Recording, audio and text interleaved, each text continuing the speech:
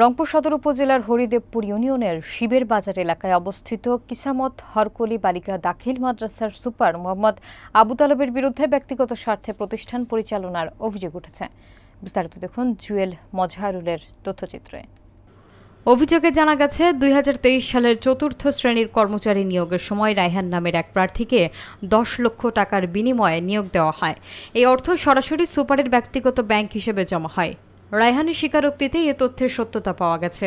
এছাড়া ২০২৩-২৪ অর্থ বছরে প্রণোদনার ৫ লক্ষ টাকাও তার ব্যক্তিগত হিসেবে জমা হয়েছে বলে অভিযোগ রয়েছে।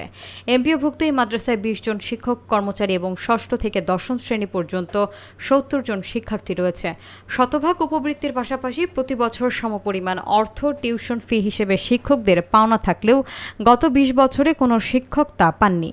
নির্বাচিত কমিটি না থাকায় ভুয়া বিল ভাউচার এবং রেজুলেশনের মাধ্যমে দীর্ঘদিন এই অনিয়ম চালিয়ে আসছেন সুপার আবু তালেব বলে অভিযোগ করেছেন শিক্ষক কর্মচারীরা। বর্তমান সভাপতি এবং রংপুর সদর উপজেলা নির্বাহী কর্মকর্তা মোহাম্মদ সাইফুল ইসলাম জানিয়েছেন, অভিযোগের বিষয়টি খতিয়ে দেখা হবে।